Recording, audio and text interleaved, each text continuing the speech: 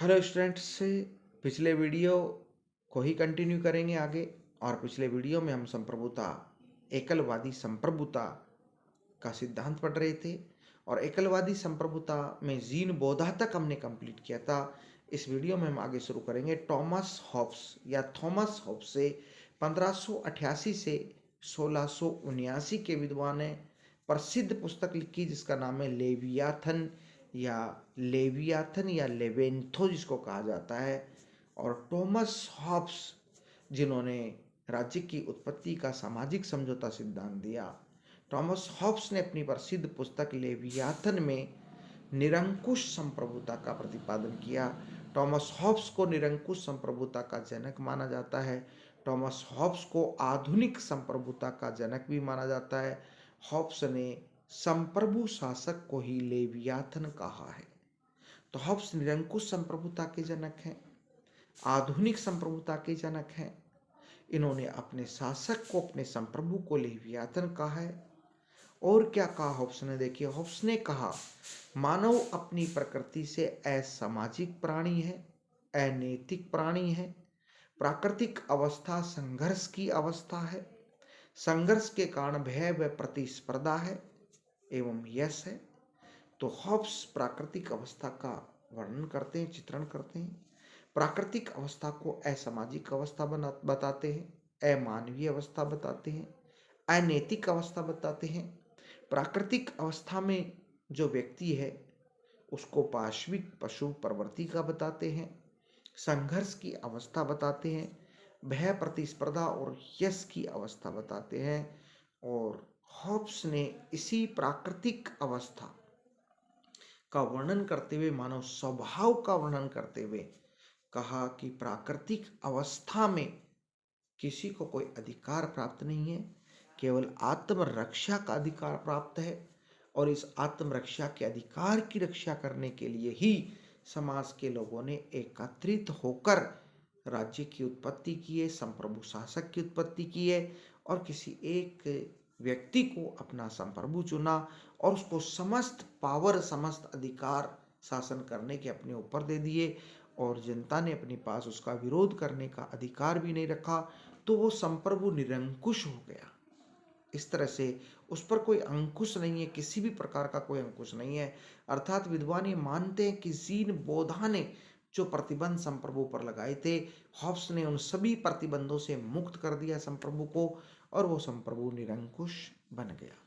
तो हॉब्स ने प्राकृतिक अवस्था को प्री सोशियल, प्राक सामाजिक एवं प्री पॉलिटिकल, प्राक राजनीतिक अवस्था कहा। अर्थात ऐसी अवस्था जो जिसमें समाज भी नहीं है, राजनीतिक व्यवस्था भी नहीं है। समाज से पहले की अवस्था, राजनीतिक व्यवस्था से पहले की अवस्था उन्होंने माना।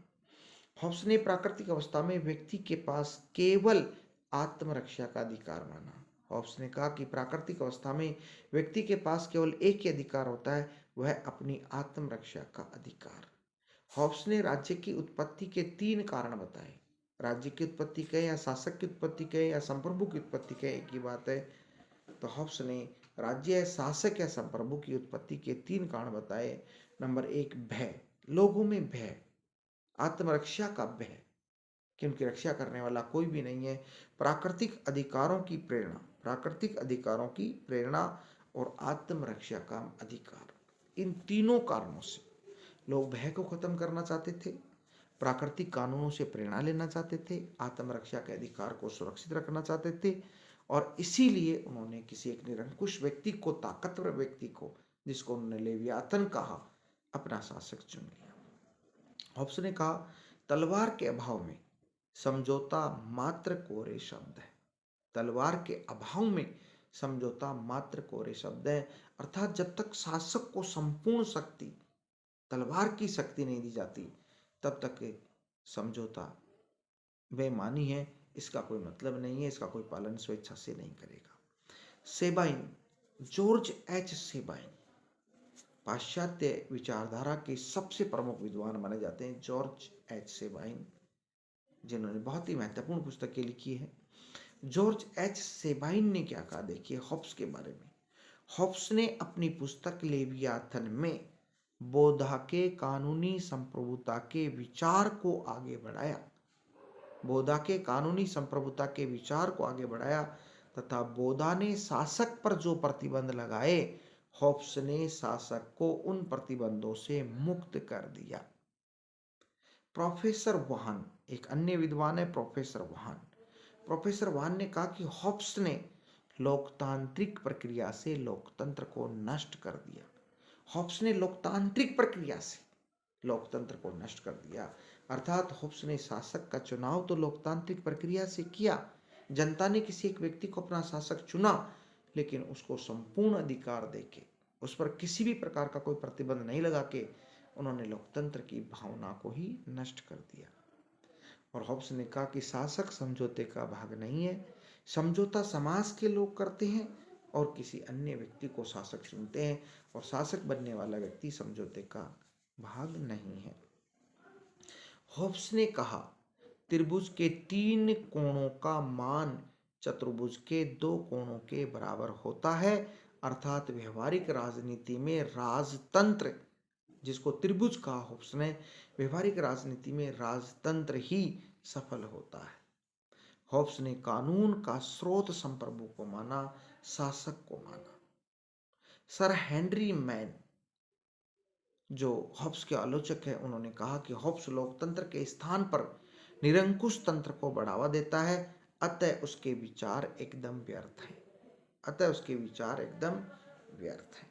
तो थॉमस हॉब्स के संप्रभुता संबंधी विचार थे। अब हम अगले विद्वान लेते हैं, जो बहुत ही महत्वपूर्ण विद्वान आधुनिक काल के एकलवादी संप्रभुता के जॉन ऑस्टिन। जॉन ऑस्टिन बहुत ही महत्वपूर्ण विद्वान है एकलवादी संप्रभुता के। जॉन ऑस्टिन 1790 से 1859 का इनका कार्यकाल रहा। जॉन ऑस्टिन का इन्होंने कुछ महत्वपूर्ण बुक्स लिखी, जिनमें पहली बुक्स है lectures on jurisprudence, lectures on jurisprudence. दूसरी है the province of jurisprudence, the province of jurisprudence. और तीसरी है डिटरमाइंड। जॉन ऑस्टिन को आधुनिक काल में एकलवादी कानूनी संप्रभुता का वास्तविक जनक माना जाता है। मित्रों, ये माना जाता है कि आधुनिक काल में एकलवादी कानूनी संप्रभुता के जो वास्तविक जनक हैं वो ऑस्टिन है। ऑस्टिन ने हॉब्स के विचारों के आधार पर कानूनी संप्रभुता को लोकतांत्रिक रूप देने का प्रयास किया। ऑस्टिन ऐसे विद्वान है जिन्होंने हॉब्स के विचारों को आगे बढ़ाया, लेकिन हॉब्स के निरंकुश संप्रभु को उन्होंने एक तरह से लोकतांत्रिक संप्रभु का रूप देने का काम किया। ऑस्टिन ने संप्रभुता सिद्धांत का प्रतिपादन अपनी प्रसिद्ध पुस्तक लेक्चर्स ऑन ज्यूरिस्प्रूडेंस में किया। ऑस्टिन ने सकारात्मक कानूनों की व्याख्या की तथा संप्रभु के लिए सकारात्मक कानून शब्द का प्रयोग किया। ऑस्टिन कहता है कि राज्य में सकारात्मक कानून होने चाहिए, और सकारात्मक कानून का मतलब संप्रभु होना चाहिए, कानूनी संप्रभु होना चाहिए। और ऑस्टिन ने कहा कि सकारात्मक कानून संप्रभु के आदेशों से निर्मित होते हैं। संप्रभु जो आदेश देगा वो कानून बनेंगे, वो सकारात्मक कानून होंगे। ऑस्टिन ने कहा कि संप्रभु एक जीता जागता श्रेष्ठ इंसान है, जिसकी आज्ञा का पालन समाज के लोग स्वतंत्र रूप से करते हैं। ऑस्टिन ने संप्रभु को डिफाइन करते हुए कहा कि संप्रभु कौन है। उन्होंने कहा कि संप्रभु एक जीता जागता इंसान है, एक ऐसा इंसान जिसकी आज्ञा का पालन समाज के सभी लोग स्वतंत्र रूप से करते हैं। ऑस्टिन ने एक और महत्वपूर्ण परिभाषा दी संप्रभुता की, और ऑस्टिन ने कहा कि यदि कोई निश्चित मानवीय सत्ता अपने जैसी किसी अन्य सत्ता की आज्ञा का पालन करने की अभ्यस्त नहीं है तथा समाज के सभी लोग उसकी आज्ञा का पालन करने के अभ्यस्त हैं, तो यह निश्चित मानवीय सत्ता ही संप्रभु है, संप्रभुता है। क्या कहा ऑस्टिन ने? यदि कोई निश्चित मानवीय सत्ता अपने जैसी किसी अन्य सत्ता की आज्ञा का पालन करने की अभ्यस्त नहीं है तथा समाज के सभी लोग उसकी आज्ञा का पालन करने के अभ्यस्त हैं, तो वो निश्चित मानवीय सत्ता ही संप्रभु है, ये कहा ऑस्टिन ने। अर्थात एक निश्चित मानवीय सत्ता को संप्रभु माना, सकारात्मक कानूनों को संप्रभु माना, संप्रभुता को लोकतांत्रिक रूप देने का प्रयास किया ऑस्टिन ने। और ऑस्टिन ने संप्रभुता की 5 महत्वपूर्ण विशेषताएं बताई। पहली विशेषता पूर्णता, संप्रभु पूर्ण होता है, संपूर्ण होता है, सारी शक्तियां उसमें निहित होती है। दूसरी सार्वभौमिकता, यूनिवर्सल, उसके आदेश जमीन से लेकर आसमान तक सभी जगह लागू होते हैं। अदेयता, संप्रभुता को दिया नहीं जा सकता, किसी दूसरे को डेलीगेट नहीं किया जा सकता संप्रभु पावर को। स्थायित्व, वो स्थायी रूप से निवास करती है। जिस व्यक्ति के पास संप्रभुता होती है वो उसमें स्थायी रूप से निवास करती है। अविभाज्यता, संप्रभुता का विभाजन नहीं हो सकता, बंटवारा नहीं किया जा सकता संप्रभुता का, ये उन्होंने कहा। एक और विद्वान है जॉन ऑस्टिन के बाद, जर्मी बेंथम। जर्मी बेंथम भी कानूनी संप्रभुता के समर्थक हैं। इन्होंने भी कानूनी संप्रभुता का समर्थन किया। इन्होंने भी राज्य को कानूनी संप्रभु माना। बेंथम अधिकार एवं कानूनों का स्रोत राज्य को मानते हैं। बेंथम ने कहा कि कानून सबसे अधिक उपयोगी है, जिसके बेंथम ने कहा कि वह कानून सबसे अधिक उपयोगी है जिसके पालन में अधिकतम लोगों को अधिकतम सुख की प्राप्ति होती है, वो कानून सर्वाधिक उपयोगी है। बेंथम ने सीमित संप्रभुता का समर्थन किया। असीमित या निरंकुश संप्रभुता को उन्होंने नहीं माना। हॉब्स, जैसा कि हॉब्स बात करता है, उन्होंने कहा कि संप्रभुता सीमित होनी चाहिए, संप्रभु पर प्रतिबंध होना चाहिए। बेंथम ने राज्य के कार्यों पर अधिकतम लोगों के अधिकतम सुख की नीति का प्रतिबंध लगाया। बेंथम ने राज्य पर या संप्रभु पर अधिकतम लोगों के अधिकतम सुख की नीति का प्रतिबंध लगाया। अर्थात राज्य पर यह प्रतिबंध होगा कि वो अधिकतम लोगों के अधिकतम सुख के लिए कार्य करे, अधिकतम लोगों के अधिकतम सुख की बात करे, नहीं तो वो राज्य अच्छा नहीं है, उपयोगी नहीं है। ये बात कही बेंथम ने कानूनी संप्रभुता के अंतर्गत, ये बेंथम ने बात कही। तो इस वीडियो को हम यहीं तक रखेंगे। एकलवादी संप्रभुता में सारी बातें आती हैं। अगला जो हम वीडियो लेंगे उसमें इसी बात को आगे बढ़ाएंगे, जॉन लॉक से कंटिन्यू करेंगे।